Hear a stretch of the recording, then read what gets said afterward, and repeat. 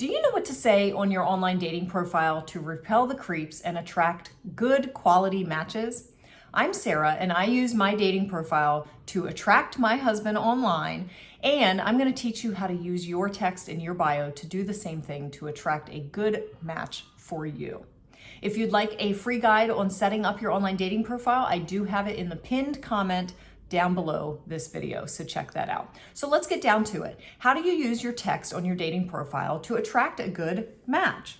You want to use your bio to tell as much about you as you possibly can. Don't waste the space, okay? So I'm going to teach you some tips that I used myself on my profile and that I've seen on other people's profiles to attract quality people.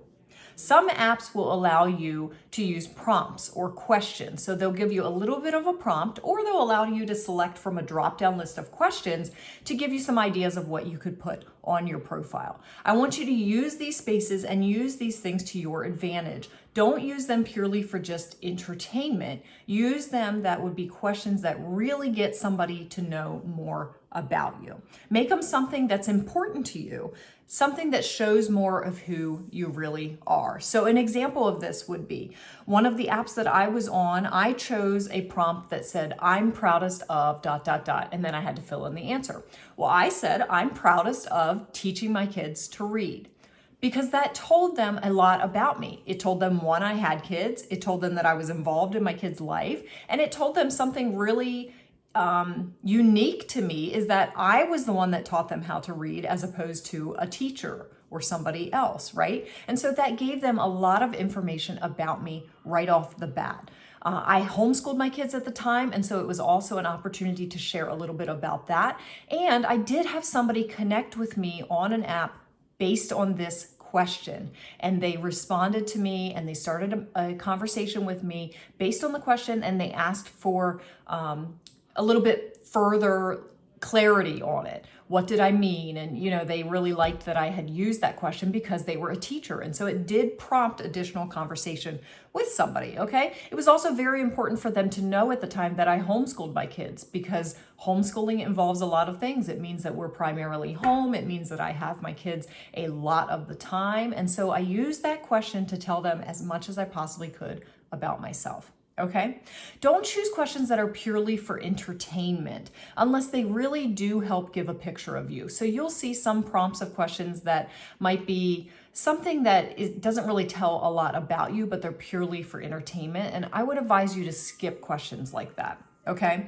An example of a question that you might want to skip is, my favorite trip was to, and then you fill in where your favorite trip was, right? So maybe you might say, my favorite trip was to France, and you have a picture of you in front of the Eiffel Tower.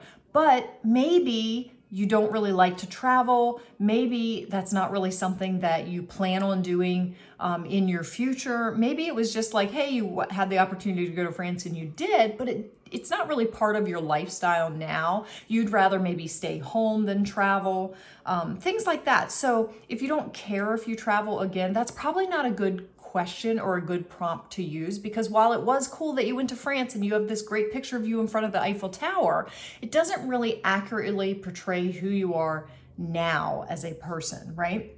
So that question is not really going to help you find somebody that's compatible to you. So skip that one. Another prompt example might be, my ideal of a perfect day, ... and then you fill it in. That's a great question because it helps somebody step into your normal day-to-day life. Instead of like the highlights of your life, it helps them to see on a normal day or on a day where you have free time, how would you like to spend that? So I would encourage you to use that question and use it fully. Use it with answers that would get them to know more about you, rather than just silly things that you might want to fill your day with, okay? There's another thing on these apps. You can choose 2 truths and a lie, and a lot of people are familiar with this game. You basically write out 3 statements, 2 of them are true and 1 of them's a lie, and the person has to guess which one is the lie. While that might be a good conversation starter, I really suggest staying away from this, because you're starting your interaction with deceit. We want to really be honest and open, right? We want to show people what we're looking for, show them who we are. And when you're starting a conversation or a potential match, already being a little bit deceptive.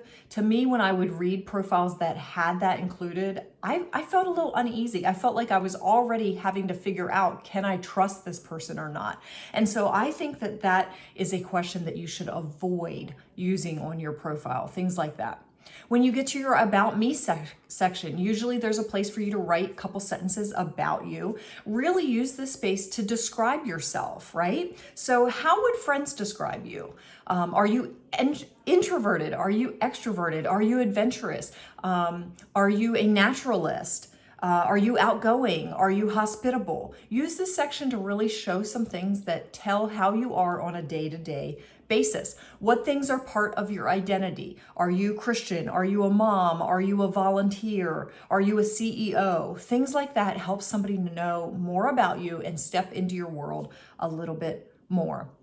What is something that is a non-negotiable for you? You definitely should list it. You should weave your non-negotiables through your profiles in different ways, because your non-negotiables really show what you are looking for and what you're not willing to settle on. If you need help with your non-negotiables, or you're not sure what I mean by non-negotiables, in the bottom of this in the comment section, you can comment non-negotiable. I do have a free guide that talks through this that I can get to you.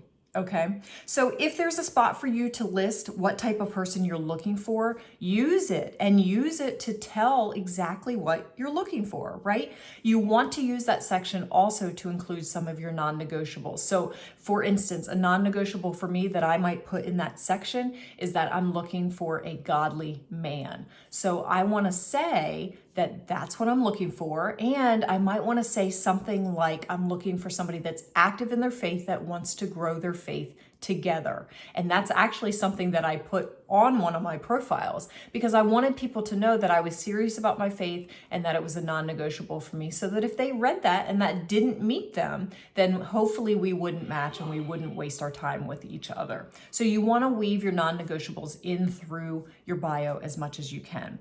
My husband actually had on his profile, can you do a cartwheel, and do you remember your first crush? So that did spark some conversation for us. Can you do a cartwheel could be a question that could include a non-negotiable, because another non-negotiable for me was somebody with an active lifestyle. And so can you do a cartwheel, to me, kind of indicated, oh, maybe this is somebody that has an active lifestyle. And then we talked about it a little bit.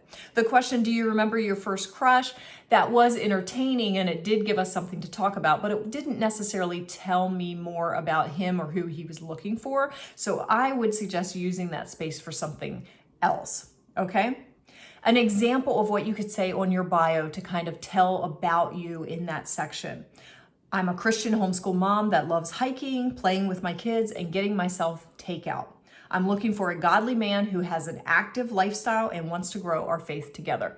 That was actually maybe verbatim or very similar to what I had on my profile, because it told who I was, what was important to me, who I was looking for, and if you read between the lines, it tells them who I'm not looking for. So that's a great example of an About Me section, few sentences that you could put in there.